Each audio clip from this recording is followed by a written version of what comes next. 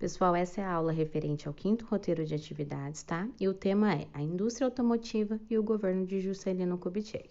Habilidade trabalhada, identificar e analisar os processos sociais, econômicos, culturais e políticos do Brasil a partir de 1946, tá? Então, para a gente começar a entender aí quem foi esse tal de Juscelino Kubitschek, né? Então, aí tenho, né, a biografia dele, mineiro, filho de caixeiro viajante, de uma professora, formou-se como médico na cidade de Belo Horizonte, fez curso e estágios complementares em Paris e Berlim, tá? E aí ele foi eleito para vários cargos políticos aí, eleito, indicado, até que venceu a eleição e se tornou presidente do Brasil aí com 36% dos votos, tá? E o slogan de campanha já do Juscelino Kubitschek era 50 anos em 5. Depois a gente vai entender aí essa frase. Na presidência, ele construiu hidrelétricas, estradas, promoveu a industrialização e a modernização da economia e um dos seus principais feitos que foi a construção de Brasília e a mudança aí da capital federal. Para a gente entender, né, o governo de Juscelino Kubitschek, para a gente analisar aí a cronologia dos governos no Brasil. Então, de 1500 a 1808, a gente tem o governo colonial, depois a gente vai ter primeiro e segundo reinado, né, com a independência. A Primeira República, que a gente viu no início do ano, né, que vai de 1889 a 1930, e aí a gente tem aí um longo período Vargas, né, que a gente também já estudou. Até os governos democráticos aí, que parte desses governos democráticos, tá aí do lado, tá exatamente o governo de Juscelino Kubitschek, ok?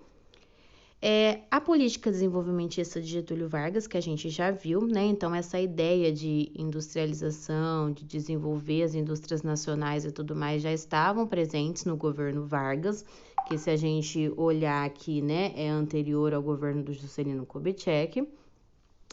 E toda a questão dos direitos trabalhistas, que a gente já viu e tudo mais, né? A gente pode citar aí como um dos principais feitos aí, né, do governo Getúlio Vargas, o slogan lá, o petróleo é nosso, que termina lá com a criação da Petrobras, né, que a gente conhece até hoje. Então, só para a gente voltar aí para entender essa questão. E aí o plano de metas, né, o que foi o plano de metas lá do JK? Aqui, pensando o seguinte, a gente viu que a crise de 29, um dos grandes problemas para o Brasil foi exatamente o fato de que o Brasil exportava produtos agrícolas e importava todo o restante. E quando a gente tem a quebra, né, da economia mundial, você não consegue nem exportar essa produção agrícola e nem comprar esses produtos industrializados. Então, por isso que se torna tão importante desenvolver uma indústria interna capaz de suprir ali o mercado interno, tá?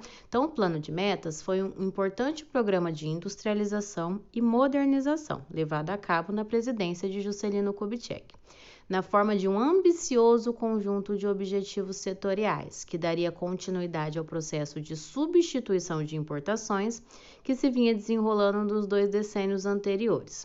Apesar de ter sido realizada na presidência de Juscelino, o plano teve consequências em administrações futuras, quando aconteceram diversos planos para a recuperação da economia do país, né? Então, por exemplo, o aumento da dívida externa para se desenvolver essas indústrias foram consequências que ficaram para os governos posteriores, né? Então, os setores estratégicos, né, que estavam ali dentro do plano do Juscelino Kubitschek como os principais setores a serem desenvolvidos. O setor de transporte, de indústria, alimentação, energia e educação, tá? E depois a gente vai ver na sequência aqui como é que foi distribuído, né, os recursos, quem foi priorizado aí nessa distribuição, tá? Quando vocês realizarem a própria atividade do roteiro de atividade 5, vai ficar bem claro isso aí, né? O porquê dessa distribuição e como que ela foi feita. E aqui, para a gente terminar, né, a questão de Brasília, né? Desde o início, o projeto de construção de Brasília produziu impactos conflitantes.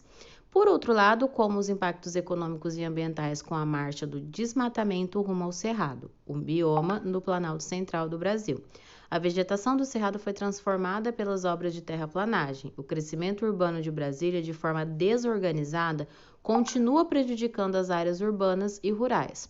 O crescimento populacional desorganizado, consequentemente, agride o meio ambiente, causando diversos problemas ambientais. Devemos ressaltar que diversos fatores estão incluídos na degradação ambiental, como erosão e poluição. né? Então, durante o governo do Juscelino Kubitschek, a gente vai ter a construção de Brasília, né? A capital do Brasil, que até então era o Rio de Janeiro, vai para Brasília, né, que é a cidade construída exatamente para ser a capital brasileira. E aí a gente vê aqui, né, toda a ideia do Juscelino Kubitschek de desenvolvimento, de modernização, né? Esse desenvolvimento ele é extremamente importante dentro da sociedade, tanto brasileira, né, quanto se a gente pensar em outros locais aí, mas é muito importante a gente entender que essa modernidade, né, esse avanço, ele não pode ser algo desenfreado, né, porque quando ele se torna algo desenfreado, ele vai prejudicar o meio ambiente, e o meio ambiente é o local onde a gente vive, né, a conservação disso é importante para o próprio desenvolvimento humano, nos afeta diretamente, tá? Então, por isso que eu coloquei do ladinho o desenvolvimento e a modernidade são importantes, porém, o cuidado com o meio ambiente é fundamental, tá?